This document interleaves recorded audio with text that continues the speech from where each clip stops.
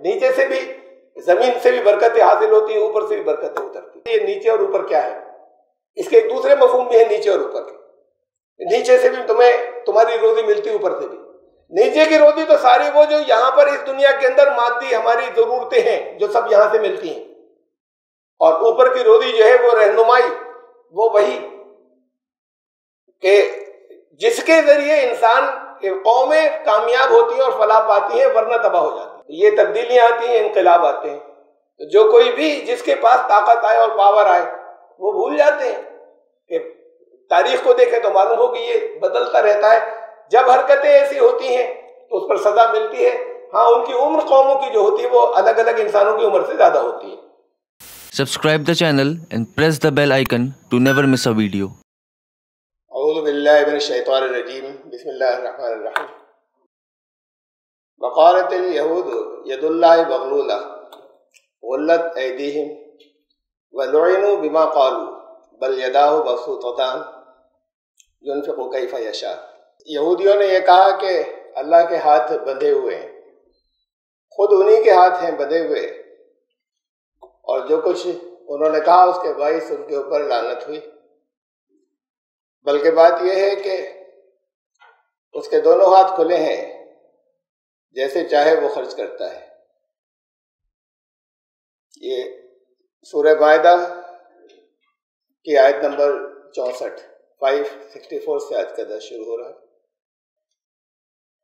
اس سے پہلے بھی تذکرہ تھا اہل کتاب کا، سورہ مائدہ میں شروع سے چلا آ رہا تھا۔ یہودیوں نے یہ کہا کہ اللہ کے دونوں ہاتھ بندھے ہوئے ہیں۔ عام طور سے اس آیت کے معنی زیادہ تر ایسے لیے گئے کہ وہ خود خرچ نہیں کرتے، اور قرآن نے بہت زیادہ زور دیا خرچ کرنے کے اوپر۔ یہ کہا کہ اے ایمان لانے والوں، تمہیں کیا ایسی تجارت نہیں بتاؤں؟ اس کو تجارت کہا کہ جو تمہیں عذاب علیم سے نجات دلا دے۔ هل ادلکم علی تجارت ان اللہ اشتری من المؤمنین انفسهم واموالهم، اللہ نے خرید لیا جنت کے بدلے ایمان لانے والوں سے جان و مال، اور پھر خرچ کرنے کی بہت زیادہ تاکید۔ تو مفہوم عام طور سے زیادہ تر نے ایسے ہی سمجھا کہ خرچ وہ خود نہیں کرتے تو اس پر اعتراض کرتے ہیں، اور اس کے باعث ان کے اوپر لعنت ہوئی۔ بلکہ اللہ کے تو دونوں ہاتھ کھلے ہیں، محاورہ ہی، اور وہ جیسے چاہتا ہے خرچ کرتا ہے۔ ایک ہاتھ سے نہیں، دونوں ہاتھ سے، کا مطلب یہ کہ وہ ذرا سا بھی کہیں روک نہیں اس کے پاس۔ لیکن یہ دھوکہ ہوا ان الفاظ سے، ينفق کیف یشاء، جیسے چاہتا ہے خرچ کرتا ہے۔ آگے جب ہم آیت میں چلتے ہیں تو زیادہ واضح ہو جاتا ہے۔ رزق یا روزی قرآن میں بہت سی جگہوں پر زیادہ وسیع، زیادہ وسترت معنوں میں استعمال ہوا ہے۔ جو کچھ بھی اللہ نے دیا، عطا کیا، وہ سب روزی یا رزق کہلاتا ہے، صرف کھانے پینے کی چیزیں نہیں۔ تو اصل میں جو کچھ پہلے سے چلا آ رہا ہے اور آگے اور کلیئر ہو جائے گا اسی آیت میں جب ہم آگے چلیں گے، یہ آیت کے شروع کا حصہ ہے۔ اس کا اصل مفہوم جو ہے وہ یہ ہے کہ نبوت آئی بنی اسماعیل میں، یہ تھے بنی اسرائیل۔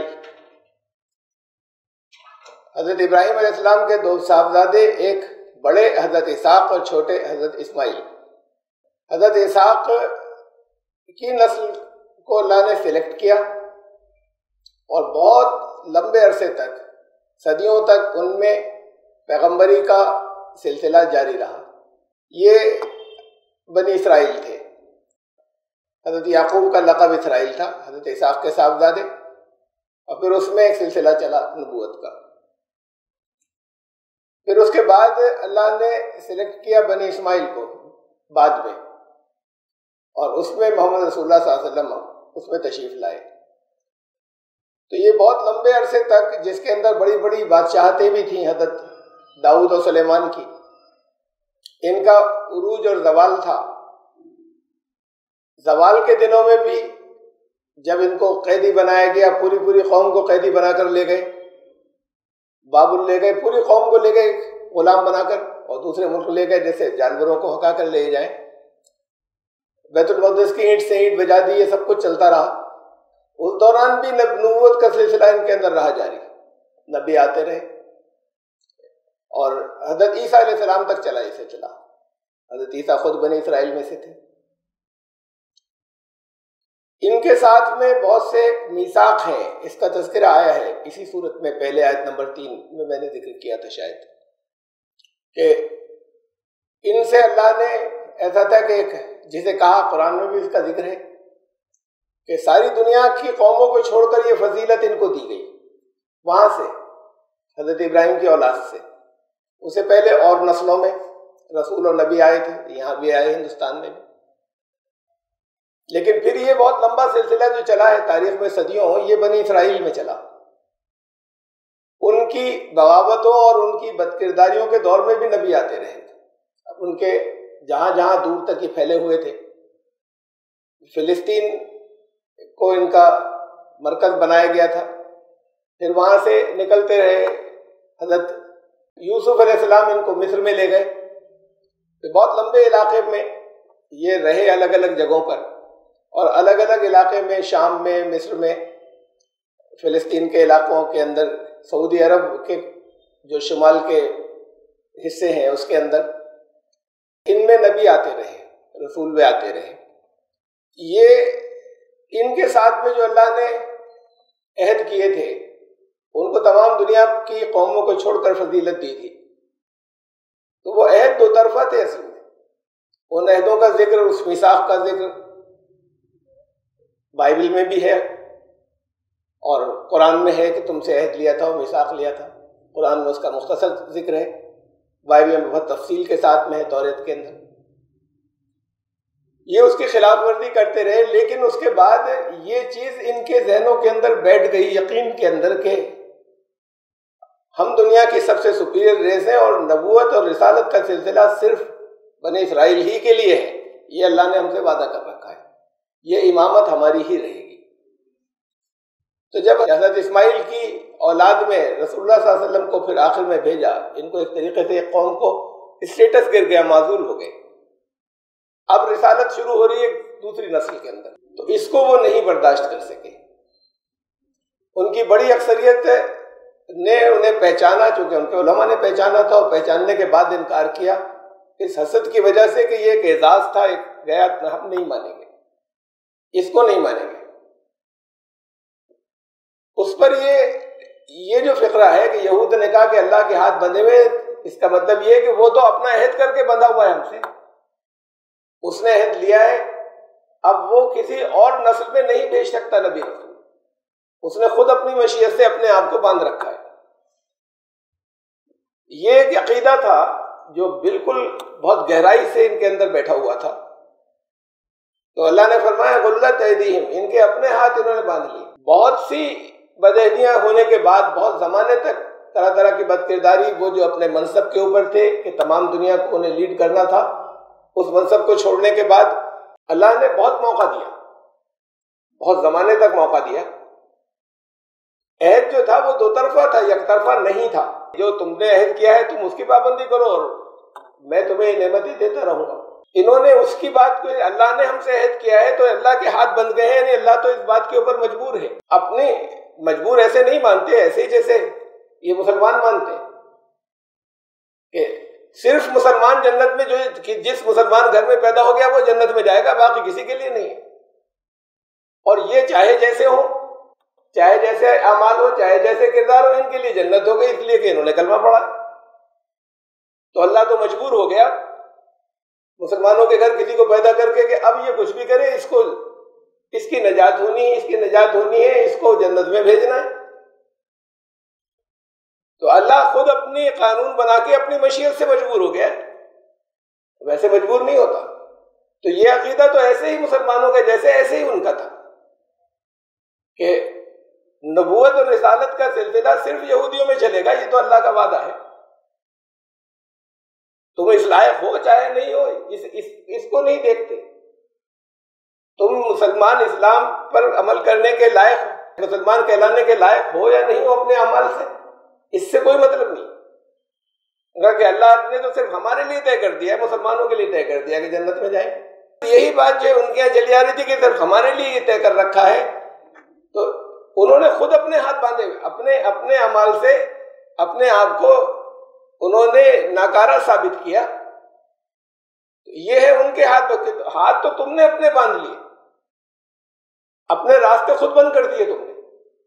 اب اس قوم کو بہت زمانے تک ٹیسٹ کرنے کے بعد اس منصب سے ہٹا دیا گیا اور ایک دوسری نسل کے اندر اللہ نے رسالت کو رکھا۔ لیکن یہ جو اس طرح کی بات ہے، اس کی وجہ سے یہ جو ایسی اتنی بڑی بات اللہ کے بارے میں کہ اللہ تو پابند ہو گیا، اس کی وجہ سے ان کے اوپر لعنت ہوئی۔ لعنت کہتے ہیں کہ لعنت کوئی گالی نہیں، جب ہمارے یہاں بولا جاتا ہے لعنت ہو تجھ پر، تو اسے گالی کے انداز میں سمجھا جاتا ہے۔ لعنت کا مطلب برکتوں سے دوری، کہ اب جو برکات ہیں وہ برکتیں وہ نہیں ہوں گی، یہ لعنت ہوگی۔ وَلُعِنُوا، ان کے اوپر لعنت ہوئی، اللہ ان برکات سے وہ دور ہو گئے۔ ایسی ہی حرکت، یہ اس طرح کے جو ان کا عقیدہ بن گیا تھا ان کے یہ کہنے کی وجہ سے، پھر برکات سے یہ بھی محروم ہو جائیں گے، برکتوں سے یہ سارے مسلمان ان کو ہو جانا چاہیے۔ اس اصول کے تحت اللہ کا اصول کسی کے لیے بدلتا تھوڑی ہے۔ جو یہ کہتے ہیں کہ بس مسلمان ہی جنت میں جائیں گے چاہے جو کرتے رہیں، تو اللہ نے اپنے ہاتھ باندھ لیے، زبان سے یہ جملہ نہیں بولا بس، ورنہ بات تو یہی ہے کہ وہ تو پابند ہو گیا، مجبور ہو گیا، کسی گھر میں پیدا ہو۔ بل یداہ مبسوطتان، اس کے دونوں ہاتھ کھلے، یعنی سارا اقتدار اس کا ہے، اس کے پاس ہر طرح کی چوائس ہے، لیکن وہ اپنی مشیت کے تحت اگر اس نے بہت زمانے تک تمہیں ٹیسٹ کیا تو وہ اس بات کے لیے وہ پابند نہیں ہے۔ تم نے بدعہدی کی تو وہ اس بات کے لیے بالکل اپنی مشیت یا اس کا جو عہد تھا اس معاملے میں بھی وہ آزاد ہے، وہ پورے طریقے سے آزاد ہے، جو جیسا دل چاہے کرے۔ یہ شبہ اس سے ہوا ہے ينفق کیف ما یشاء، کہ یہ پیسوں یا خرچ کرنے سے متعلق ہے، اس لیے کہ انفاق عام طور سے کہتے ہیں خرچ کرنے، جیسے روزی جو ہے وہ اس رزق استعمال ہوا ہے قرآن میں اس کے لیے کہ جو کچھ بھی آتا ہے صلاحیت ہے وہ بھی روزی، یہ اسی معنوں کے اندر ہے کہ وہ جیسے چاہے، جس کو چاہے، جو دل چاہے عطا کرے۔ اور اس معنی کی تائید اس کے آگے سے ہوتی ہے، یہی آیت آگے چلی ہے، وَلَا يَزِيدَنَّ كَثِيرًا مِّنْهُمْ مَا أُنزِلَ إِلَيْكَ مِن رَّبِّكَ طُغْيَانًا وَكُفْرًا۔ اب ان میں سے زیادہ تر لوگ کی سرکشی اور کفر نہ ماننے کا باعث بن گیا، اس میں اور بڑھ گئی، ان کی سرکشی بڑھ گئی، انکار اور بڑھ گیا زیادہ تر لوگوں کا۔ کیا چیز؟ یہ جو تم پر کلام نازل ہوا، ما انزل الیک ربک، اس نے ان کی سرکش تھے، کفر کرتے رہتے تھے، لیکن یہ اور بڑھ گئی ان کی اس کے بعد کہ جب یہ آیا کہ یہ بنی اسماعیل کے اندر ایک رسول آ گئے، تو ما انزل الیک، جو تمہارے اوپر اللہ نے اپنا کلام بھیج دیا، اس سے ان کی یہ سرکشی اور کفر اور بڑھ گیا۔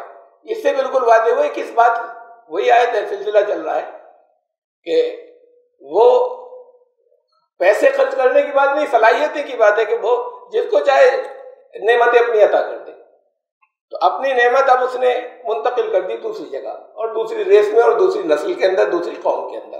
اس بات سے اور زیادہ سرکش ہو گئے اور بھی زیادہ اپنے انکار میں، ناشکری میں بڑھتے چلے گئے۔ تو ان میں سے اکثر، سب کو نہیں کہا، یعنی کسی بھی جگہ پر کسی قوم کے اندر بری صفات پیدا ہو جائے تو اکثریت کی ہو جائے، لیکن پھر بھی کچھ لوگ اچھے ہوتے ہیں۔ یہ سب کو نہیں کہا، ایسے جیسے مسلمانوں کے ذہنوں کے اندر جو یہودیوں کی امیج بنی ہوئی ہے کہ بس یہود اور ہر ایک باغی اور ہر ایک سازشی اور ہر ایک نافرمان اور ہر ایک جو ہے وہ دشمن، کہ سب کی بات نہیں ہے، لیکن ان کی اکثریت ایسی ہو گئی۔ وَأَلْقَيْنَا بَيْنَهُمُ الْعَدَاوَةَ وَالْبَغْضَاءَ إِلَى يَوْمِ الْقِيَامَةِ، اور ہم نے ان کے درمیان عداوت اور بغض قیامت تک آپس میں پیدا کر دیا، اس لیے کہ دین جب بگڑتا ہے اور جب دین مذہب بن جاتا ہے، جب دھرم ہٹ جاتا ہے، مذہب بن جاتا ہے، تو فرقے بنتے ہیں۔ بنتا ہی ایسے ہے کہ الگ الگ لوگ اپنے اپنے مفاد کے حساب سے، اپنے انٹرسٹ کے حساب سے مول کو چھوڑ کر، اصل کو چھوڑ کر وہ اپنے چیزیں اس کے اندر ڈالتے ہیں اور وہ سب ایک دوسرے سے مختلف ہوتی ہیں. فرقوں میں ہمیشہ لڑائی ہوتی ہی ہے، جنگ ہوتی ہی ہے، لگاتار رہتی ہے. یہی ان کے یہاں بھی ہوا بنی اسرائیل میں، اور کہا کہ اب ان کے اندر قیامت تک ایسا نہیں ہوگا کہ عداوت ختم ہو جائے، بغض ختم ہو جائے. یہ فرقے چلیں گے، یہ ختم نہیں ہوں گے. یہ ان کے درمیان تھی. یہ ان کے درمیان کا مطلب یہود نہیں، یہودی اور عیسائی وہ بھی بنی اسرائیل، نسل وہی ہے. بعد کو وہ اپنے آپ کو خود بھی زیادہ عرصے اس کے اوپر نہیں رہے حضرت عیسیٰ کے جانے کے بعد، اور سینٹ پال نے بالکل ایک نیا مذہب چلا دیا، ادھر چلے گئے دین سے ہٹنے کے بعد. اس لیے کہ قرآن نے کہا ہے یہ قیامت تک کے بغض کی بات بھی بتائی ہے کہ کن کے درمیان میں. یہ دیکھیے یہ سورہ مائدہ کے اندر، اسی سورت کے اندر آیت نمبر 12 میں گزرا تھا کہ اللہ نے بنی اسرائیل سے کوننٹ، پکا عہد، میثاق لیا. وَلَقَدْ أَخَذَ اللَّهُ مِيثَاقَ بَنِي إِسْرَائِيلَ وَبَعَثْنَا مِنْهُمْ اثْنَيْ عَشَرَ نَقِيبًا، 12 قبیلے تھے، ان کے 12 سردار مقرر کیے. وَقَالَ اللَّهُ إِنِّي مَعَكُمْ، تو اللہ نے ان سے کہا کہ میں تمہارے ساتھ ہوں، میں تمہارا سرپرست ہوں، میں تمہارا مددگار ہوں. تو اب اس کو لے کر بیٹھ رہے ہیں، لیکن یہ اس کے لیے انہیں بھی کچھ کرنا تھا. لَئِنْ أَقَمْتُمُ الصَّلَاةَ وَآتَيْتُمُ الزَّكَاةَ وَآمَنْتُمْ بِرُسُلِي وَعَزَّرْتُمُوهُمْ وَأَقْرَضْتُمُ اللَّهَ قَرْضًا حَسَنًا لَأُكَفِّرَنَّ عَنْكُمْ سَيِّئَاتِكُمْ. تمہیں یہ کرنا ہے کہ صلاۃ کا نظام قائم کرنا ہے، صلاۃ قائم کرنی ہے. اور حضرت موسیٰ علیہ السلام گئے جب بنی اسرائیل غلامی کے اندر تھے، وہاں مصر کے اندر بھی، وہاں یہ کہا کہ اپنی اپنی بستیوں میں اپنے گھروں کو قبلہ بنا دو، لیکن یہ صلاۃ کو قائم کرو. تو جب یہ کہا تمہیں یہ کوئی، اب تمہارے یہاں ایسا نہیں ہونا چاہیے کہ کچھ لوگ مالدار ہیں اور غریب جو ہیں وہ بھوکے مر رہے ہیں، وہ نظام قائم کرو زکوٰۃ کا، میرے رسولوں پر صحیح طریقے سے ایمان لاؤ اور ان کی مدد کرو، اور قرض حسنہ اللہ کو دو. اور یہ اصطلاح آپ جانتے ہیں کہ وہ اللہ کے پیسوں کا ضرورت مند نہیں ہے تو دینے والا.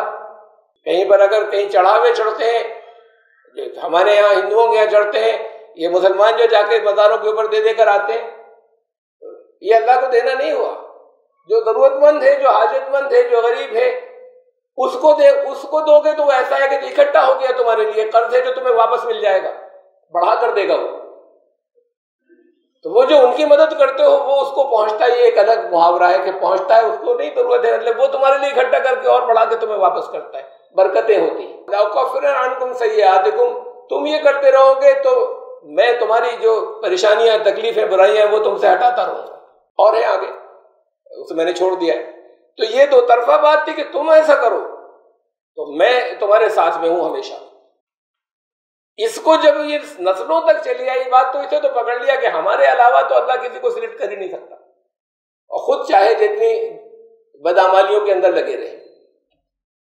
اسی کو میں نے ایک آیت چھوڑ کے، یہ پرانی سورہ مائدہ کی آیت نمبر 14، کہ یہ ان سے بھی بنی اسرائیل کے اندر جو عیسائی تھے، کرسچنز تھے، ان سے بھی اللہ نے عہد کیا، یعنی یہ نبی کے ذریعے، کہ جنہوں نے یہ کہا وَمِنَ الَّذِينَ قَالُوا إِنَّا نَصَارَىٰ أَخَذْنَا مِيثَاقَهُمْ فَنَسُوا حَظًّا مِّمَّا ذُكِّرُوا بِهِ.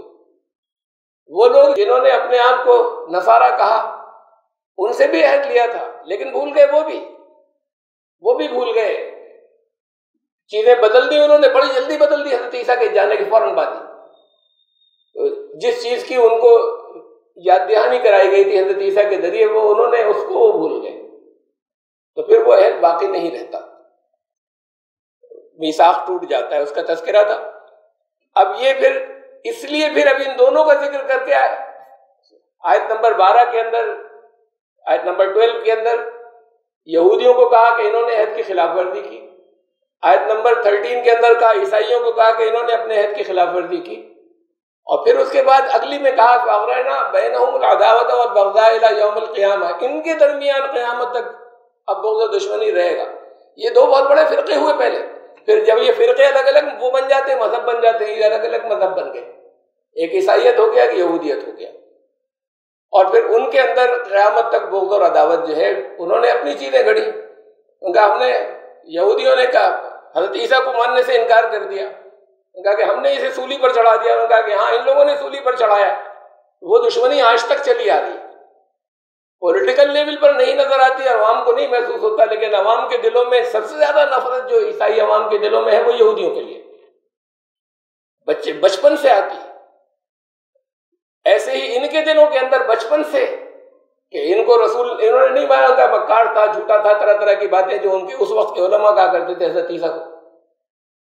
تو یہ بغض دعوت جو ہے یہ ان کے اندر قیامت تک کے لیے اس فرقہ بندی کی وجہ سے جو ان کے اندر یہ بڑے بڑے جو دو فرقے بنے، پھر ان دو بڑے فرقوں میں لاتعداد فرقے آگے بنتے چلے گئے ان کے ماننے والوں کے اندر. جیسے یہاں مسلمانوں کے اندر دو بڑے فرقے بنے، ایک شیعہ اور سنی، اس کے بعد کوئی حد ہی نہیں بچی دونوں کے اندر ٹوٹنے کی اور سب الگ الگ مذہب بننے کی اور ایک دوسرے پہ کفر کے فتوے لگانے کے اور ایک دوسرے کو یہ کہنا کہ یہ بالکل دین میں نہیں ہے، بس ہم جو کہہ رہے ہیں وہی سچا ہے، وہی دین ہے. فَسَوْفَ يُنَبِّئُهُمُ اللَّهُ بِمَا كَانُوا يَصْنَعُونَ. یہ سب معلوم ہو جائے گا جب حساب کا دن آئے گا تو جو کچھ انہوں نے گڑھا تھا. اب یہ تو میں نے حوالے کے طور پہ دیا، پھر ہم آگے چلتے ہیں. كُلَّمَا عَقَدُوا نَارًا لِلْحَرْبِ أَطْفَأَهَا اللَّهُ. یہ اللہ اس آگ کو بجھاتا رہتا ہے ورنہ پوری دنیا لپیٹ میں آ جائے. لگاتے ہیں آگ یہ جنگ کی، یہ جنگ کی آگ لگاتے رہیں گے. جب جب یہ جنگ کی آگ لگاتے ہیں، آگ بھڑکاتے ہیں، یہ نفرتیں جنگ کی طرف لے جاتی ہیں. جب جب ایسا ہوتا ہے تو پھر اللہ اس کو آگ کو بجھاتا رہتا ہے. دنیا سب ختم ہو گئی ہوتی، یہ اس درجے تک آگے آگ بھڑکائی جاتی ہے. وَيَسْعَوْنَ فِي الْأَرْضِ فَسَادًا. پوری بھاگ دوڑ جو ہے وہ پھر یہ زمین میں فساد، ڈسٹربنس پھیلانے کی رہتی ہے. واللہ لا يحب المفسدین. اور اللہ اسے پسند نہیں کرتا کہ لوگ زمین میں فساد پھیلائیں اور ڈسٹربنس پیدا کریں، اس کا بیلنس اور توازن اس کا بگاڑیں. وَلَوْ أَنَّ أَهْلَ الْكِتَابِ آمَنُوا وَاتَّقَوْا لَكَفَّرْنَا عَنْهُمْ سَيِّئَاتِهِمْ وَلَأَدْخَلْنَاهُمْ جَنَّاتِ النَّعِيمِ. اور اگر یہ کتاب والے اہل کتاب ایمان لے آتے، یہ نہیں ہے کہ ہمیشہ کے لیے اب نبوت رسالت ختم ہو گئی، لیکن اللہ کی رحمتوں سے جو محروم ہوئے، جسے لعنت کہتے ہیں، ابھی کچھ عرصے پہلے تک کی بات ہے، زیادہ پرانی بات نہیں ہے. کچھ عرصے پہلے تک کی بھی، یہ 1950 تک کی بات ہے کہ پوری دنیا کے اندر ہر جگہ مارے جاتے تھے، ہر جگہ سے نکالے جاتے تھے. پوری دنیا کے اندر تھوڑے سے دن کے لیے کچھ اسٹیبلٹی ملی ہے. قرآن نے کہا اس بات کو کہ کہیں پناہ نہیں ملے گی الا بحبل من اللہ یا وحبل من الناس. کبھی کبھی ایسا ہوگا کہ کچھ لوگ صحیح راستے پر آ جائیں گے، بیچ بیچ میں پیچ ہوگا، اللہ کی رسی کے ذریعے کہیں کہیں کبھی کچھ دنوں کے لیے بچیں گے، اور کچھ دنوں کے لیے اس لعنت سے اور مار پٹائی سے یا کھدیڑے جانے سے بچیں گے. انسانوں میں ایسے نکلیں گے جو ان کو شیلڈ کریں گے اور کور کریں گے، انسانوں کی رسی. کچھ بڑے جو طاقتور ہوں گے وہ کچھ دنوں کے لیے وہ سپورٹ کریں گے. کبھی کبھی بیچ میں ایسا ہوتا رہے گا، بتایا قرآن نے، ورنہ یہ کہ یہ ان کا سلسلہ پوری تاریخ میں چلا رہا.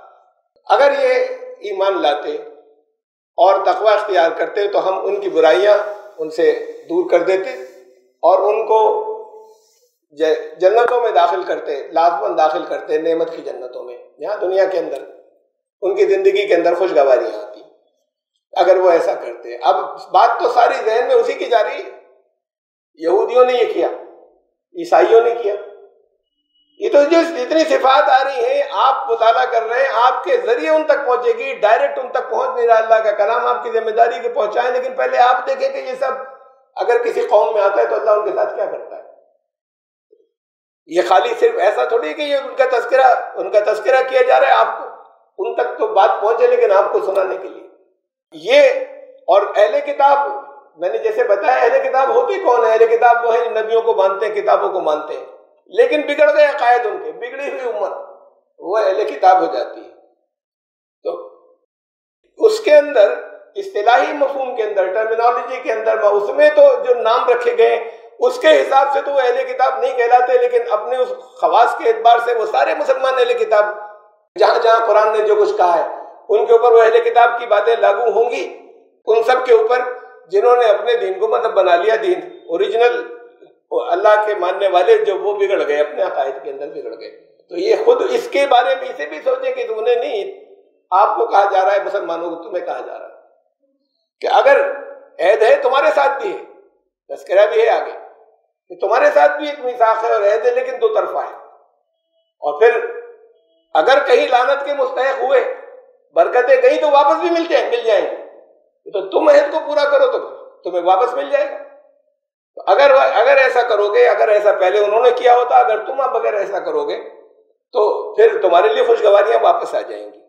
وَلَوْ أَنَّهُمْ أَقَامُوا التَّوْرَاةَ وَالْإِنْجِيلَ وَمَا أُنزِلَ إِلَيْهِم مِّن رَّبِّهِمْ، اور اگر وہ کیا عہد کو پورا کرنے کے ساتھ کتنی چیزیں ہیں اور جو بتائی گئی تھیں ان کو، اس میں سے اس کا تذکرہ کیا کہ تورات کو قائم کرتے، انجیل کو قائم کرتے. دیکھیے بہت اس میں سورہ مائدہ میں کچھ زیادہ جگہوں پر کہا ہے، باقی قرآن نے جگہ جگہ کہا کہ یہ پچھلی کتابیں جو ہیں وہ منسوخ نہیں ہوئیں. ان سے بار بار کہا جا رہا ہے کہ توریت و انجیل کو قائم کرتے، آج کرو، آج پھر تمہارے لیے برکتیں شروع ہو جائیں. تو توریت اور انجیل کو وہ اگر انہوں نے قائم کیا ہوتا، وما انزل الیہم، اب یہ اور جو کچھ بھی ان کی طرف بھیجا گیا اور نازل کیا گیا، اس میں پہلے کی چیزیں بھی ہو سکتی ہیں، اس کے اندر آ سکتی ہیں، اور اس کے اندر ترتیب میں جب بعد میں لایا گیا تو پھر قرآن کی بات ہوئی کہ یہ بھی سب کی طرف بھیجا گیا، یہ صرف ان کی طرف تھوڑی بھیجا گیا کہ جنہوں نے مان لیا، سارے انسانوں کی طرف بھیجا گیا. اور جو کچھ بھی ان کی طرف بھیجا گیا، توریت کو، انجیل کو، اور جو ان کی طرف بھیجا گیا ان کے رب کی طرف سے، من ربہم وَلَوْ أَنَّهُمْ أَقَامُوا التَّوْرَاةَ وَالْإِنْجِيلَ وَمَا أُنزِلَ إِلَيْهِم مِّن رَّبِّهِمْ لَأَكَلُوا مِن فَوْقِهِمْ وَمِن تَحْتِ أَرْجُلِهِمْ. تو بڑی برکتیں ہوتی، ان کی روزی ان کو ملتی ان کے پیروں کے نیچے سے بھی اور سر کے اوپر سے بھی. تو پیروں کے نیچے سے اور سر کے اوپر سے کیا ہے؟ پیروں کے نیچے تو زمین ہے، زمین سے روزی ملتی ہے، سب جانتے ہیں. روزی تو آسمان سے بھی ملتی ہے. بارش اگر نہیں برسے تو نہ برسے بارش اگر تو سب ختم، ساری کھیتی ختم، یہ سب زمین جو ہے اپنا سونا اگلنا ختم کر دے. تو باقی اور زمین کے اندر سے وہ چیزیں ہوں گی جسے انسان نکالتے ہیں لیکن کھانے کو نہیں بچے گا، ختم ہو جائے. تو اس کے علاوہ ابھی تو بہت کچھ ایکسپلور نہیں کیا ہے کہ کتنی غذا جو ہے انسان کے لیے وہ آسمان اس کے اندر، ہواؤں کے اندر ہے اور فضا کے اندر ہے. تو یہ دونوں چیزیں ان کے لیے صحیح جاری ہو جاتی. اگر برکت نہ ہو، بارش زیادہ ہو جائے تب تباہ. برکت جو ہے وہ تو ایسے ہی ہے کہ پھر ایسے دے کہ تمہاری نعمتیں بڑھ جائیں، دے اور تباہ ہو جائے، کھینچ لے تب تباہ ہو جائے. تو اس کا فضل چاہیے اور اس کی برکت کی ضرورت ہے. یہ تمہیں نیچے سے بھی، زمین سے بھی برکتیں حاصل ہوتی ہیں، اوپر سے بھی برکتیں اترتی. دیکھیے یہی الفاظ وَلَوْ أَنَّهُمْ أَقَامُوا التَّوْرَاةَ وَالْإِنْجِيلَ، اگر ایسا ہوتا تو ان کو یہ واضح ہے کہ یہ نیچے اور اوپر کیا ہے. اس کے ایک دوسرے مفہوم بھی ہے نیچے اور اوپر کے. نیچے سے بھی تمہاری روزی ملتی، اوپر سے بھی. نیچے کی روزی تو ساری وہ جو یہاں پر اس دنیا کے اندر مادی ہماری ضرورتیں ہیں جو سب یہاں سے ملتی ہیں، اور اوپر کی روزی جو ہے وہ رہنمائی، وہ وہی کہ جس کے ذریعے انسان قومیں کامیاب ہوتی ہیں اور فلاح پاتی ہیں، ورنہ تباہ ہو جاتی ہیں. وہ اصول جس کے بغیر سامنے سے کبھی کبھی نظر آئے کہ دنیا تو بہت ملی ہوئی، لیکن ان کی فیملی جو ہے وہ ٹوٹ رہی ہے، فیملی ڈس انٹیگریٹ ہو رہی ہے، چتھڑے اڑ رہے ہیں، ان میں آپس کے اندر آپسی تعلقات ختم ہو رہے ہیں، فرسٹریشنز آ رہے ہیں، قوموں کی زندگی کم ہوتی ہے. اس لیے ہر نسل میں رہنے والے کسی جو آگے ہوتے ہیں، بہت کچھ بڑھ گئے ہوتے ہیں، وہ یہ سمجھتے ہیں کہ بس یہ تو جیسے رہیں گے ہمیشہ سے. اب انہوں نے کیپچر کر لیا. تھوڑے سے دنوں کو یہیں پر آپ کے سامنے کوئی کسی کے ہاتھ میں پاور آ جاتی ہے، اور وہ رہی 2-3 الیکشن تک رہی، تو وہ اپنے آپ کو سمجھتا ہے کہ کبھی نہیں جائے گی. بالکل ہو، باقی جتنے لوگوں کے ساتھ میں جو چاہے زیادتیاں کر لیں، ہم تو مالک ہو گئے. یہ مزاج بن جاتا ہے. یہ قوموں کی زندگی جو ہوتی ہے وہ انسانوں کی زندگی سے زیادہ ہوتی ہے. ان کی زندگی 100 سال سے نیچے ہوتی ہے، ان کی زندگی جو ہے وہ 200-300 سال بھی ہوتی ہے، 100 سال سے اوپر بھی ہوتی ہے. تو اس لیے لوگوں کو محسوس نہیں ہوتا. لیکن تاریخ کو دیکھیں نا اٹھا کر کہ وہ لوگ جو بادشاہوں کی جو بہت جنہوں نے پورے ہندوستان کے اوپر رول کیا، ان کی اولادیں کھولیوں میں پڑی ہوئی ہیں، رکشے چلا رہی ہیں اور فاقے بن رہی ہیں. یہ تبدیلیاں آتی ہیں، انقلاب آتے ہیں. تو جو کوئی بھی جس کے پاس طاقت آئے اور پاور آئے، وہ بھول جاتے ہیں کہ تاریخ کو دیکھیں تو معلوم ہو کہ یہ بدلتا رہتا ہے. جب حرکتیں ایسی ہوتی ہیں تو اس پر سزا ملتی ہے. ہاں، ان کی عمر قوموں کی جو ہوتی ہے وہ الگ الگ انسانوں کی عمر سے زیادہ ہوتی ہے. تو اگر انہوں نے ایسا کیا ہوتا ہے، اس کو دیکھیے دوسری جگہ یہی الفاظ ہیں، اس کا مطلب واضح ہو جائے گا کہ نیچے سے بھی روزی ملتی اور اوپر سے بھی روزی ملتی. ان کے پیروں کے نیچے سے بھی ملتی، ان کے سر کے اوپر سے بھی روزی ملتی. یہ تقریباً ایسے ہی الفاظ ہیں. دوسری جگہ سورہ اعراف آیت نمبر 796، وَلَوْ أَنَّ أَهْلَ الْقُرَىٰ آمَنُوا، اگر یہ بستی کے لوگ ایمان لے آتے، وَاتَّقَوْا، تقوی اختیار کرتے، لَفَتَحْنَا عَلَيْهِمْ بَرَكَاتٍ مِّنَ السَّمَاءِ وَالْأَرْضِ. ابھی سے بات کو واضح کیا، نیچے اوپر کیا ہے. آسمان سے بھی برکتیں اور زمین سے بھی، اوپر سے بھی برکتیں نازل ہوتی ہیں اور زمین سے بھی برکتیں ملتی ہیں. وہاں تو کہا تھا پاؤں کے نیچے سے اور اوپر سے. تو وہی بات کہی گئی کہ اگر یہ ایسے کرتے تو ان کے لیے برکات کے ہم دروازے کھول دیتے آسمان سے بھی اور زمین سے بھی. ولیکن کذبوا فاخذناہم بما كانوا یکسبون، لیکن انہوں نے جھٹلایا. تو پھر ان کے اعمال کی وجہ سے جو انہوں نے کمائی کی تھی وہ انہیں واپس مل گئی. تو ہم نے ان کی پکڑ کی، ان کی کمائی یہی تھی. یہ کوننٹ دیکھیے، یہ عہد جو ہے حضرت موسیٰ کے ذریعے جو عہد کیا تھا، میں پہلے بھی اس کے حوالے دے چکا ہوں. حضرت موسیٰ کے ذریعے، اور یہ بہت لمبا ہے، اوپر آپ حوالہ دیکھیں ڈیوٹرونومی، اردو میں اس کا نام ہے کتاب استثناء، توریت کی کتاب. تو یہ جو کتاب ہے کتاب استثناء، اس کے اندر یہ ڈیوٹرونومی، بک آف ڈیوٹرونومی توریت کے اندر، اس میں 28واں چیپٹر اور ورس کہلاتی ہے وہاں پر، اس میں 2 سے 14 تک بہت تفصیل کے ساتھ میں بتایا کہ کون کون سی برکتیں تم پہ نازل ہوں گی اگر تم اپنے خداوند اپنے خدا کی اطاعت کرو گے. تو یہ ساری برکتیں تم پر نازل ہوں گی، تمہارے ساتھ رہیں گی. وہ بڑی لمبی تفصیل ہے، تو میں نے صرف پہلی لائن کا حوالہ دے دیا کہ خوشحالی بھی رہے گی، ترقی بھی رہے گی، دنیا کی قومیں تمہیں عزت بھی دیں گی، تم اوپر رہو گے. تمہارے سامنے اگر آئیں گی بھی تو کہیں گے، آئیں گی اکٹھے ہو کے، بھاگیں گی الگ الگ 7 راستوں کے ساتھ میں. یہ بنی اسرائیل سے کہا گیا تھا، ان سے یہ جو ہے یہ توریت کے اندر یہ موجود ہے. اور ایسے ہی یہ آخری کتاب ہے، 5ویں کتاب، ان میں سے جو توریت کی جو 5 کتابیں ہیں، اس کو ایک طریقے سے سارا لا جو ہے وہ اسی کے اندر سمٹ کر آیا ہے.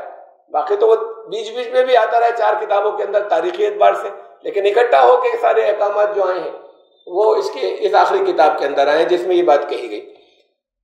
اچھا یہ دیکھیے عیسائیوں سے یہ اس کے آخر کا حصہ اسی کے اندر 15 سے لے کے 68 تک ان سے جو عہد لیا گیا تھا، اس کے اور آگے اسی چیپٹر کے اندر، اگر تم اپنے خدا میں اپنی اس کی اطاعت نہیں کرو گے 14 ورس تک، تو 2 سے 14 تک تو یہ بتایا کہ کیا کیا تمہارے ساتھ برکتیں تمہارے کو دیں گے. لیکن اگر اسے نہیں مانو گے تو اس کے سب احکام آئین پہ نہایت احتیاط سے عمل نہیں کرو گے جو آج میں تمہیں دے رہا ہوں، تو یہ سب لعنتیں تم پر نازل ہوں گی اور تمہیں آ لیں گی. تو یہ قرآن نہیں کہہ رہا، یہ تو ان کی کتاب کے اندر موجود ہے جو جیسے وہ مانتے ہیں. قرآن نے اس کا حوالہ دیا انہیں کہ یہ تمہارے یہاں سب موجود ہیں. اس کے بعد تمہارا مزاج یہ بن گیا کہ بس وہ یہ تو صرف ہمارے لیے اللہ نے مجبور، اللہ کے ہاتھ بن گئے ہمارے لیے، یہ خالص ہو گیا ہے. تمہارا نہیں بن گیا، مسلمانوں کا مزاج یہ نہیں بن گیا. قرآن میں تو سب موجود ہے کہ تمہاری خطاؤں نے تمہیں گھیر لیا تو تم تباہ ہو جاؤ گے، جہنم ہے تمہارے لیے چاہے تم جس گھر کے اندر پیدا ہوئے ہو. بہت باتیں واضح کر دی. وہ اس راستے کو پانا ایسا نہیں ہے جسے آپ فلاں کہتے ہیں، جنت ایسی کہتے ہیں کہ ایسی تمہیں ٹیسٹ کیے بغیر ہم بھیج دیں گے، خالی اس بات پہ کہنے کہ تم اپنے آپ کو ایمان والا کہتے ہو، تم نے کلمہ پڑھا تھا. یہ باتیں واضح ہیں، قرآن میں موجود ہیں، ایک جگہ نہیں بہت سی جگہوں پر موجود ہیں. لیکن عقیدے کچھ اور بنا رکھے، اس کے خلاف بنا رکھے ہیں سارے. ایسے ہی ان کے ہاں وہ چیز آج تک موجود ہے، عقیدہ کچھ اور بنا رکھا تھا، اور جب اس عقیدے کے خلاف ہو تو پھر سرکشی ہوتی ہے کہ وہ جو کچھ وہ مان رہے ہیں اس کے خلاف اللہ نے ایک رسول کہیں اور سے بھیج دیا، اب پھر وہ سرکش ہو گئے. حالانکہ خود ان کے اپنے یہ ساری چیزیں موجود ہیں، اس کے آنے کی پیشن گوئیاں بھی ان کے یہاں موجود ہیں، اطلاعات بھی موجود ہیں، لیکن پھر سرکشی اور بغاوت ہوئی اور زیادہ بڑھ گئی. یہ سورہ طٰہٰ کی یہ آیت دیکھیے، وَمَنْ أَعْرَضَ عَنْ ذِكْرِي فَإِنَّ لَهُ مَعِيشَةً ضَنْكًا وَنَحْشُرُهُ يَوْمَ الْقِيَامَةِ أَعْمَىٰ. بھوک ایک عذاب ہے، ایک انسان کی نہیں، قوم کی. اگر قوم پوری کی پوری بھوک میں مبتلا ہو جائے، غریبی کی حالت میں چلا جائے، پچھڑی ہوئی حالت کے اندر چلا جائے، تو یہ عذاب ہے. یہ قرآن نے عذاب رکھا ہے. اور یہ کس وجہ سے آتا ہے کہ تمہیں جو کچھ اللہ نے قانون دیے تھے اسے بھول گئے. جو میرے ذکر سے بچ کر نکلا، تو ذکر کسی بالا کا نام نہیں ہے کہ کسی چیز کا ورد کر رہے ہیں. جس نے یاد رکھا اور لوگوں کو اللہ کے قانون یاد دلاتا رہا، بتاتا رہا، یہ ذکر ہے.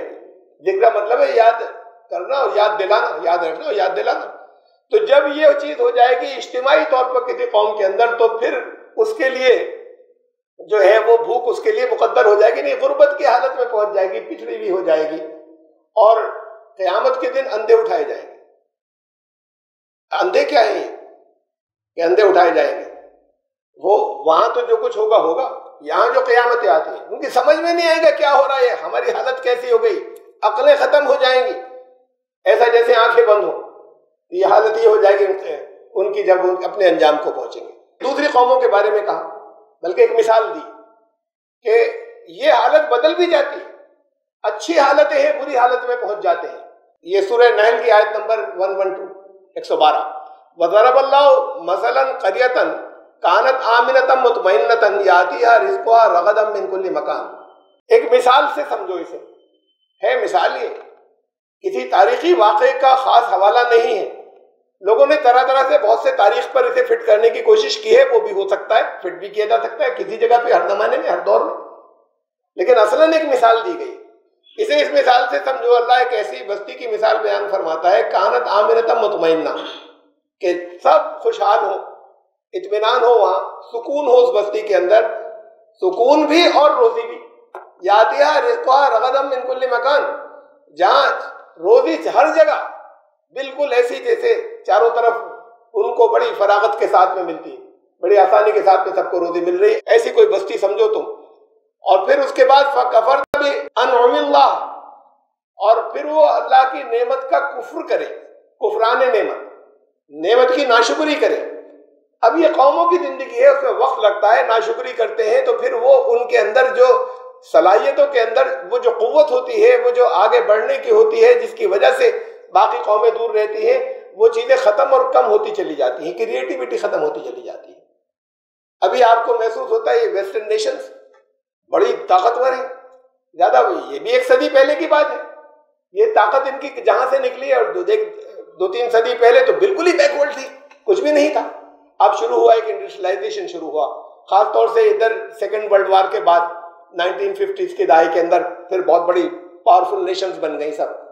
اب یہاں آج پیدا ہونے والے بچے سمجھتے ہیں کہ بھائی انہی کے پاس خوشحالی چلی آ رہی ہے ہمیشہ سے، اور رہے گی جیسے انہی کے پاس. یہ تو کھوکھلے ہونے شروع ہو گئے. اب یہ اور دوسرے کچھ ملک جس میں یہ ہندوستان بھی شامل ہے، ان کی اکانومی جو ہے وہ آگے بڑھنی شروع ہو گئی، اوپر آنی شروع ہو گئی. وہاں پوزیشن جو ہے اب جگہ جگہ پر جابز کم ہونے لگے. اب پہلے ان کی لیبر کو بلایا تھا انہوں نے جب اوپر تھے، اس لیے کہ اب ان کے یہاں لیبر ختم ہو گئی، لوگ پڑھ لکھ گئے، بڑی باصلاحیت لوگ ہیں، لیبر کو بلایا. اب وہ لیبر جو ہے وہ وہاں پر جانے کے بعد یہاں پیسے بھیجنے شروع ہوئے، ان کی بھوک ختم ہونی شروع ہوئی. پھر ایسا ہو گیا ان کے یہاں یہ اب صلاحیتیں ختم ہونی شروع ہوئی ہیں، صلاحیتیں ختم ہونی شروع ہوئی. اس کے بعد انہوں نے پھر مینیجر جاب کے لیے بلانا شروع کیا، مینیج کرنے والوں کو. پہلے خود کرتے تھے، اب یہ دوسروں سے کرواتے ہیں. اب اس کے بعد اب پریشان ہے کہ ان کو نکالیں کیسے، ہماری انڈسٹری نہیں چلے گی، ان کو رکھیں کیسے، یہ قبضے نکل لیں ہمارے ملک کے اوپر، بڑھتے چلے جا رہے ہیں. عوام میں فرسٹریشن ہے. ہمیں دو جو ایجوکیشن کے اندر یا جتنے ایکسل کر رہے ہیں، آگے جا رہے ہیں، وہ دوسری جگہوں کے لوگ ہیں جو باہر سے گئے. جو یہاں سے گئے وہ ہیں جو بہت اوپر ہیں، وہاں کے اپنے لوگ تو بہت، وہاں کے اسٹوڈنٹس تو بہت نیچے وہ سارے. تو اب یہ پورا ایک ٹرانسفارمیشن، ایک چینج چل رہا ہے، ابھی آپ کو نہیں نظر آ رہا. یہ آگے نسلوں میں آ کر ڈاؤن فال ہے. اگر اس حالت کو سنبھال لیں تو پھر سمجھ جائیں گے واپس، لیکن سنبھلنے کے کوئی آثار نہیں. تو اللہ کی نعمت کا جنہوں نے ناشکری کی اور کفر کیا، فَأَذَاقَ اللَّهُ لِبَاسَ الْجُوعِ وَالْخَوْفِ بِمَا كَانُوا يَصْنَعُونَ. تو یہ جو حرکتیں ان کی ہیں، یہ اس کے نتیجے میں ان کے اوپر مسلط کر دی گئی بھوک اور خوف. یہ دو چیزیں یہی یہود کے ساتھ میں ہوا، اور اس کے نتیجے میں بھوک اور خوف ابھی مختلف موقعوں کے اوپر یہ بڑی لمبا سلسلہ گزرا ہے. یہ ان کے عیسائیوں کے ساتھ بھی گزرا، اور یہ پھر اب تمہارے ساتھ ہو رہا ہے. یہ ان کے ساتھ میں ہو رہا ہے جو اپنے آپ کو مسلمان کہتے ہیں، کہ اب بہت پوری دنیا میں بے دھاک تھی، دنیا کے اندر امپائر تھی تو انہی کی تھی. تو اب اس کے نتیجے میں تمہاری حرکتوں اور ناشکری کے نتیجے میں نسلیں لگتی ہیں، قوموں کی عمر ہوتی ہے. اب یہ ذلت جو ہے، بھوک اور خوف، یہ دونوں چیزیں اب تمہارے اوپر مسلط کر دی گئیں. یہ تو اصول بتایا گیا یہاں، جو قرآن نے کہا کہ یہ تمہارے لیے مثال ایک دی جا رہی، تو وہ مثال تو پھر سب جگہ پر اپلائی ہوگی، وہ خالی یہودیوں کے اوپر تھوڑی ہوگی. منہم امت مقتصدہ، سب برے نہیں ہوتے. تصور بنا لیا کہ یہودی کا نام آیا تو انہوں نے کہا کہ بس اس سے تو نفرت کرنی ہے. قرآن نے کہا ہے، کہیں یہ نفرت کرنے کو تو کہیں پر بھی نہیں کہا. یہ کہا کہ اللہ نے بے برکتی کی ان کی بہت سی حرکتیں گنائی ہیں. یہ حرکتیں تمہارے یہاں بعد کو کوئی کلام آتا تو اس میں یہ بھی ہوتا کہ قرآن کے بعد کہ تمہاری مسلمانوں کی کیسی حرکتیں تھیں. منہم امت مقتصدہ، ان میں اچھے لوگ بھی ہیں. قرآن نے اس کا ذکر کیا ہے سورہ آل عمران کے اندر 3 آیتوں. وہاں پہ کہا متقین بھی ہیں، صالحین بھی ہیں، ان کی ناقدری نہیں کی جائے گی. یہ وہ لوگ ہیں کہ جنہوں نے ظاہر نہیں کیا، اندر ایمان ہے. کہ راتوں کو یتلون آیات اللہ آناء اللیل، راتوں کو اللہ کی آیات کی تلاوت کرتے ہیں. دوسروں سے چھپا رکھا ہے انہوں نے. عام دوسروں کی نظر میں یہ وہی ہیں انہی کے اندر، لیکن یہ کہ یہ اس درجے کے ایمان لانے والے ہیں کہ حق کو ماننے والے، کہ ان کو اللہ نے صالحین اور پھر متقین کہا. ان 3 آیت کے اندر سورہ نمبر 3 آیت نمبر 113، 14، 15، 113، 114، 115 پڑھنے کی آیات ہے. تو اس کو 3 لفظوں میں کہہ دیا ان 3 آیات کو. منہم امۃ مقتصدہ، ان میں اچھے لوگ بھی ہیں، لیکن بہرحال کم ہے. وہ کثیر منہم ساء ما یعملون، لیکن اکثریت جو ہے وہ بری باتوں کی طرف، برے اعمال کی طرف جو ہے وہ نکل گئی ہے. یا ایھا الرسول بلغ ما انزل الیک من ربک، اور اے رسول اب تمہاری طرف جو تمہارے رب کی طرف سے نازل ہوا اب اسے پہنچا دو. تمہارا کام پہنچانا ہے. لیکن رسول کا کام کسی جگہ قبول کروانا نہیں ہوتا. جو اللہ کا پرتیندھی بنا، جو اللہ کا ریپرزنٹیٹیو بنا، نمائندہ بن کر آتا ہے، پیغام لاتا ہے، ڈیلیور کرتا ہے. تو کہا گیا کہ اے رسول تمہارا کام یہ ہے کہ جو تمہاری طرف اللہ نے نازل کیا وہ سب پہنچا دو. اب کار رسالت باقی ہے، قیامت تک باقی ہے.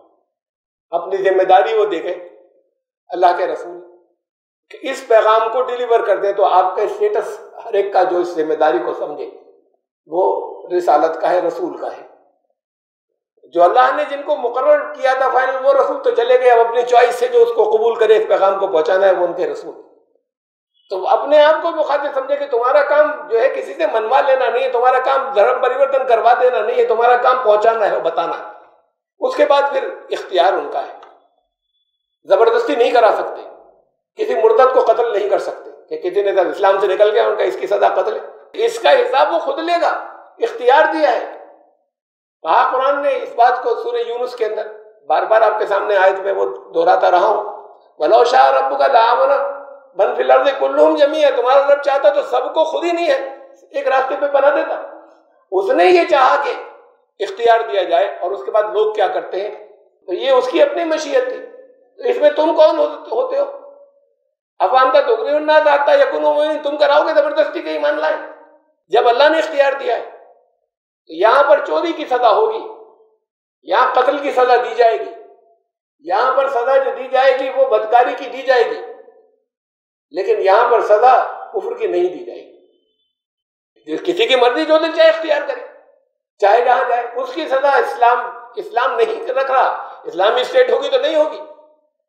تمہارے پاس تو کچھ بھی نہیں ہے، کہیں اور نہیں، پھر یہ اپنے شور مچاتے ہو کہ وہ گردن اڑا دی جائے. شرک کی سزا نہیں رکھی ہے. ان شرک لظلم عظیم، سب سے بڑا گناہ ہے. یہاں سزا نہیں دی جائے گی، اللہ لے گا حساب. ان کا اختیار ختم ہو رہا ہے.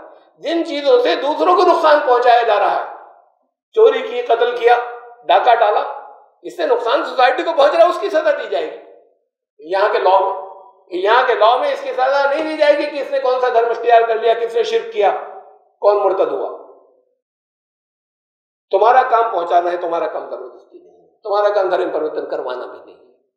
جو حق کو قبول کرے بہت اچھا ہے، تمہاری ذمہ داری ہے کہ اس کی مدد کرو. تو جو تمہاری طرف نازل کیا گیا تمہارے رب کی طرف سے آیا، وَإِن لَّمْ تَفْعَلْ فَمَا بَلَّغْتَ رِسَالَتَهُ، اور تم نے اگر ایسا نہیں کیا تو پھر رسول نہیں ہو.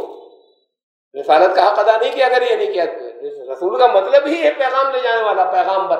اگر تم نے ایسا کیا تو پھر تم اس اسٹیٹس پر نہیں ہو جسے اللہ نے رسول کہا. وَاللَّهُ يَعْصِمُكَ مِنَ النَّاسِ، دنیا کے انسانوں سے اللہ حفاظت کرے گا تمہاری.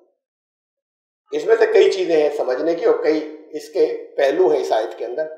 ایک تو یہ ہے کہ اس آیت کو میں پہلے بھی اس کو رکھ چکا ہوں، وہی سورہ مائدہ کی آیت نمبر 3 کی تشریح کے اندر، کہ اس آیت کو استعمال کیا ہمارے یہاں کے ایک گروہ نے، ہمارے یہاں کے جو شیعہ مسلک کے اوپر جو لوگ ہیں انہوں نے، اور ان کے ایک روایت یہ جو ہے وہ میں یہی کہوں گا کہ غلط روایت جو ہے وہ مان لی گئی، اور جو پھیلی کہ جو صحیح نہیں ہے وہ یہ کہ غدیر خم وہاں سے جب چلے، مکہ کے فتح کے بعد جب آخری حج ہوا، اس آخری حج کے بعد جب وہاں سے روانہ ہوئے، تو روانہ ہونے کے بعد راستے میں مدینے کی طرف آ رہے تھے. ایک میدان پڑتا ہے اس کا نام ہے خم، غدیر کہتے ہیں. غدیر خم تو وہ کنویں کے پاس میدان تھا. اس میدان میں پڑاؤ ڈالا لوگوں نے. وہاں پر میں تفصیل میں نہیں جا رہا کہ کیوں اس بات کو کہنے کے لیے کھڑے ہوئے تھے رسول اللہ صلی اللہ علیہ وسلم، وہاں پر حضرت علی کے لیے انہوں نے کھڑے ہو کے اعلان کیا. اور یہ روایت جو ہے یہ شیعہ سنی دونوں کے یہاں ہے. تو مولا علی مولا، جس کا میں گارجین فرینڈ ہوں، علی بھی اس کا گارجین فرینڈ ہے. یہ کہا جاتا ہے، یہ مانا جاتا ہے سنیوں کے یہاں کہ ایسا کچھ ہوا تھا کہ حضرت علی کے بارے میں کوئی ہلکے الفاظ کئی جگہ پر کہے گئے تھے. تو پھر رسول اللہ صلی اللہ علیہ وسلم کھڑے ہوئے اور انہوں نے کہا کہ علی جو ہے وہ بھی ان کا گارجین فرینڈ ہے. اور تاریخ بتاتی ہے کہ حضرت علی سے علمی غلطیاں ہمیں ایک مثال کہیں نہیں ملتی کوئی علمی غلطیاں ہوں. جگہ جگہ حضرت عمر کہتے تھے کہ علی نہیں ہوتا آج تو عمر ہلاک ہو جاتا. بہت سے موقع پر ان کا مشورہ آتا تھا، وہ فوراً اپنی رائے سے رجوع کرتے تھے.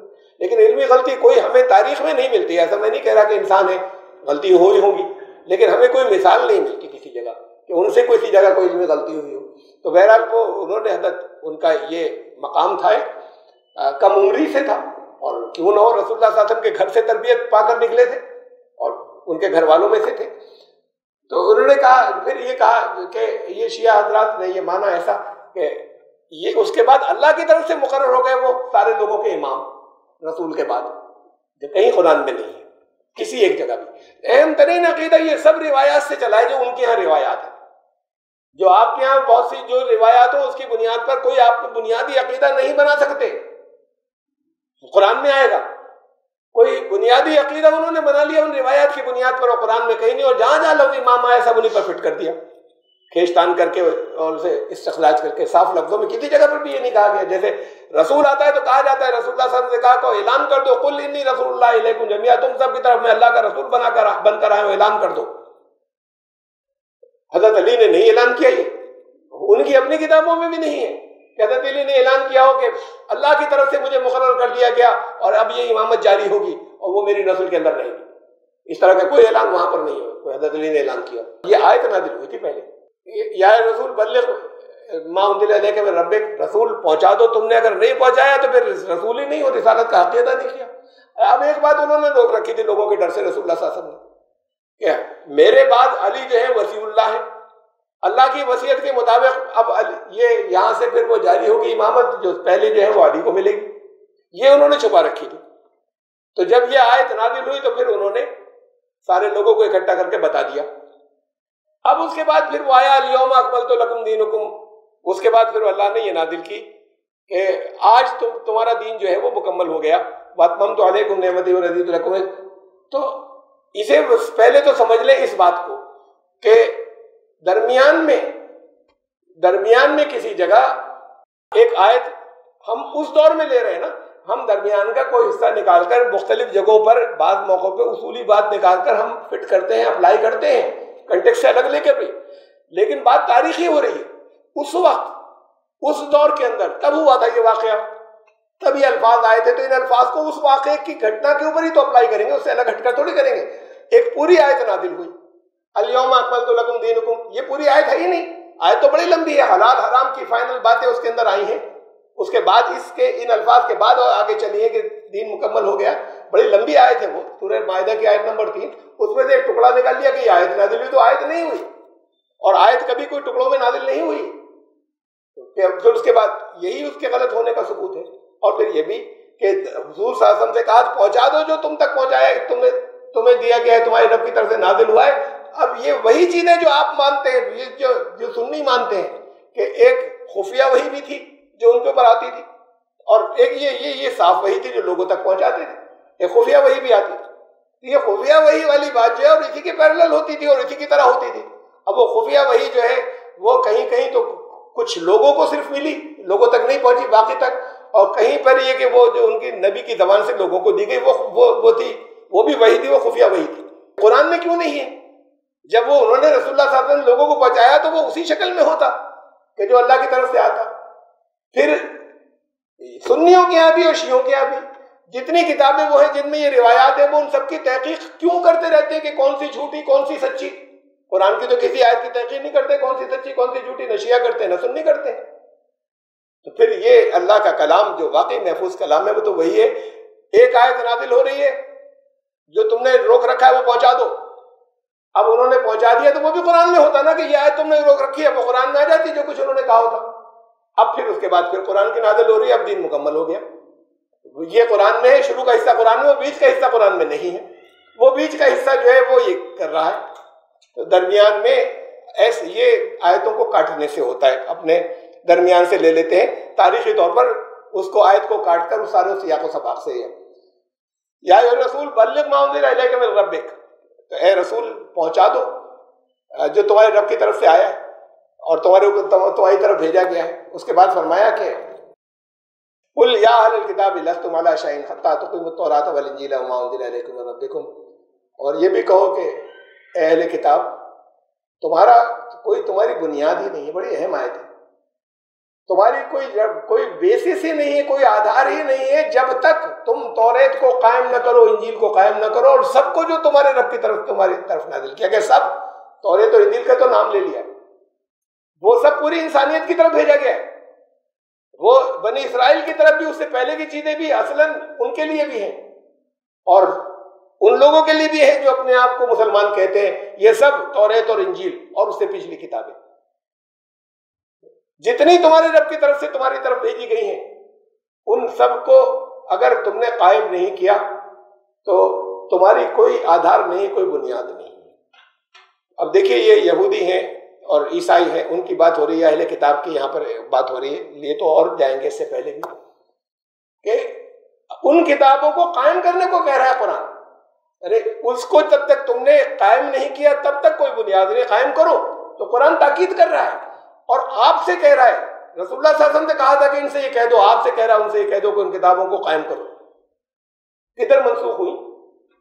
منسوخ یا کینسل ہوں گی تو پھر ان سے کیوں کہا جائے گا؟ ان سے کہا جائے گا اب اسے چھوڑ کر قرآن پر آ جاؤ اور اسے چھوڑ دو. کسی ایک جگہ تو نہیں کہا، بلکہ آپ سے کہا گیا کہ اعلان کر دو کہ ہم ان میں ایمان رکھتے ہیں جتنی پہلے کتابیں آئیں، اور اس کے بعد یہ کہتے ہیں کہ نہیں پچھلی منسوخ ہو گئی، اب تو صرف اس کو. یہ قائم کرنے کا مطلب کیا ہے؟ قائم کرنے کا مطلب یہ ہے کہ یہ تو ہوا ہے کہ پچھلی کتابوں کے اندر انسانوں کی چیزیں دوسری اپنی لکھی بھی داخل ہو گئی. قرآن جہاں سے آیا وہاں سے یہاں تک محفوظ سرکشت چلا آ رہا ہے کہ ایک ایک شبد، ایک ایک لفظ وہی ہے جو رسول اللہ صلی اللہ علیہ وسلم کی زبان سے نکلا تھا. اتنا فرق ہے دونوں کے.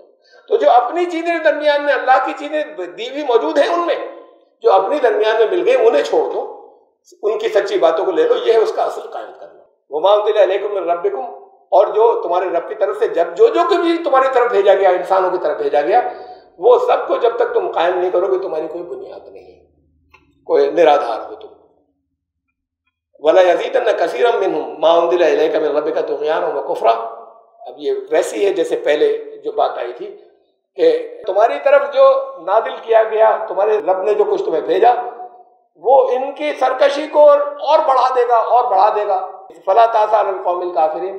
اس لیے تو پھر اب ان کے لیے جو انجام ہو ایسے لوگوں کا، ان کی طرف سے تمہیں پھر افسوس بھی مت کرنا، اس لیے کہ وہ اپنے اعمال کے نتیجے میں تباہ ہوں گے. اس طرح کے لوگ جو ہوں گے یہ تمہارے اوپر کیوں نازل ہوا ہے، تمہارے پاس کیوں بھیجا گیا. تو وہاں پر رسول کی بات کہی گئی تھی اور یہاں پر قرآن کی بات کہی گئی. یہ ویسی آیت ہے جو ابھی پہلے گزری تھی. اور اس کے بعد ہم پھر آج کے درس کی آخری آیت کے اوپر آتے ہیں، جس کا بہت اہم آیت ہے، جس کی تشریح یا اس کا ایکسپلینیشن پورا ممکن نہیں ہے کچھ منٹ میں آیت پڑھ دے، ترجمہ چند چیزیں ایک دو باتیں اس کے سلسلے میں کہہ کر، اور پھر انشاءاللہ پھر اس کی تشریح آگے چلے گی. ان الذین آمنوا والذین ہادوا والصابئون والنصارى من آمن باللہ والیوم الآخر وعمل صالحا فلا خوف علیہم ولا هم يحزنون. سورہ بقرہ میں بھی آ چکی اس طرح کی ایک آیت نمبر 62 تھی وہ سورہ بقرہ کی. بے شک وہ لوگ جو ایمان لائے، والذین ہادوا، اب دیکھیں یہود نہیں کہا ہے، یہودی نہیں کہا. یہ ایک صفت ہے جو ہادو، قرآن نے اسے صفت کی طور پہ استعمال کیا ہے. جو ان کی صفات جنہوں نے لے لی، جو یہودی بن گئے یا یہودیوں جیسے ہو گئے. والذین ہادوا، باقی تو قوموں کے نام لیے، یہاں پر صفت کہ جو یہودیوں جیسے ہو گئے. وہ چیزیں جن میں آ گئی، وہ چیزیں تمہارے اندر آ گئی تو تم بھی. ان الذین آمنوا والذین ہادوا، اور جو یہودی ہو گئے. والصابئون، اور صابئین لمبی تشریح ہے اس کی، جس کے اندر ہندوستانی قومیں بھی آتی ہیں. وہ لوگ جو آج اپنے آپ سناتن دھرمی ہیں وہ سب اس کے اندر آ گئے. والنصارى، اور عیسائی. ان میں سے جو بھی من آمن باللہ والیوم الآخر وعمل صالحا، اللہ پر ایمان لائے انتم دن پر، کہ ایک دن آخری ہوگا اس زمین کے اوپر سب کا، اس پر ایمان لائے. وعمل صالحا، اور عمل بھی اس کے کرم بھی اچھے ہوں. فلا خوف علیہم ولا هم يحزنون. تو یہاں دنیا میں بھی خوف سے اور غم سے نجات ملے گی، اور آگے بھی جو اس کی زندگی جائے گی اس میں بھی نہ خوف ہوگا نہ غم۔ اب سب کو ایک جگہ رکھ دیا، دیکھیے ان الذین آمنوا، یہ ایک کیٹیگری میں رکھ دیا برابر، کوئی سپیریورٹی نہیں، کوئی اونچا نہیں، کوئی نیچا۔ یہ تو کرموں سے ہوگی اور ایمان سے ہوگی۔ ان الذین آمنوا، وہ لوگ جو ایمان لائے، جو یہودی ہیں، یہودیوں جیسے ہو گئے، یہودی ہو گئے، وہ جو سناتن دھرمی ہیں یا بودھ قومیں ہندوستان کی، وہ سب اس کے اندر آ گئی ہیں، وہ جو کرسچن جو عیسائی ہیں۔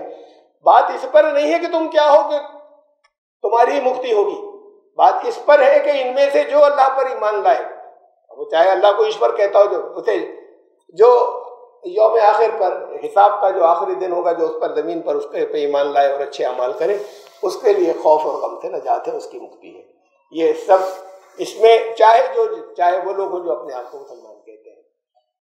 یہ اس آیت کی تشریح جو ہے وہ بہت کچھ باقی ہے، اس لیے کہ اس پر اختلاف بھی ہوا ہے۔ اس میں یہ بھی سوال اٹھا کہ دیکھیے توحید کی بات آ گئی، آخرت کی آ گئی، رسالت کی نہیں آئی، اس کا مطلب رسالت کے بغیر بھی کوئی نہ مانے، خالی توحید اور آخرت کو مانتا ہے۔ قرآن کہہ رہا ہے کہ پھر وہ جو ہے وہ اللہ کی طرف سے نہ خوف ہوگا نہ غم، کا مطلب یہ ہے کہ وہ ان کے لیے پھر وہ فلاح کے راستے کے اوپر وہ پہنچ گئے، جنت، وہ سیدھے وہ لوگ جنت میں داخل کیے جائیں گے۔ رسالت کا نام نہیں آیا اس عقیدے کا ایک کا، تو اس پر مختلف لوگوں نے، مولانا آزاد تو کافی طرح سے کہہ دیا تھا، جس سے بڑے مخالفت آج تک لوگ کرتے ہیں، بہت سے علماء نے مخالفت کی کہ انہوں نے غلط سمجھا۔ ان سے کہا گیا کہ آپ کیا نہیں مانتے؟ انہوں نے جو اس کی تشریح کی، انہوں نے کہا کہ ہر قوم میں نجات ہے، ہر قوم کے لوگ جو ہے، چاہے جس قوم کے ہوں، چاہے وہ ہندوؤں میں ہوں، چاہے عیسائیوں میں، چاہے کہیں پر ہوں، وہ آخرت کو صحیح مانے، اللہ کو صحیح مانے۔ تو ان سے پوچھا گیا کہ یہ نجات ہر قوم کے اندر ہے، تو یہ تمام علماء نے ان پر اعتراض کیے، تو انہوں نے کہا کہ یہ رسول کو مانے بغیر، مولانا آزاد نے کہا کہ میں اپنی طرف سے لکھ دوں قرآن کے اندر، کچھ بڑھا دوں، جو کچھ قرآن کہہ رہا ہے وہ بتا رہا ہوں تمہیں، کیا میں خود بڑھا دوں اس کے اندر؟ یہاں تو اتنی باتوں کے اوپر کہا گیا، تو اس میں یہ پہلو بھی ہے کہ اس پر غور کرنا ہے کیا ہے۔ اور پھر یہ ایمان لانے والے، ان سے کہا جا رہا ہے جو اللہ پہ ایمان لائے، تو پھر ایمان لانے والے تو وہی کہلاتے ہیں جو اللہ پر ایمان رکھتے ہیں۔ انشاءاللہ پھر زندگی رہی تو اس آیت کو بہت اہم آیت ہے، آئندہ مرتبہ اسے جاری رکھیں گے۔ اگلے جمعے کو سبحان ربک رب العزت عما یصفون۔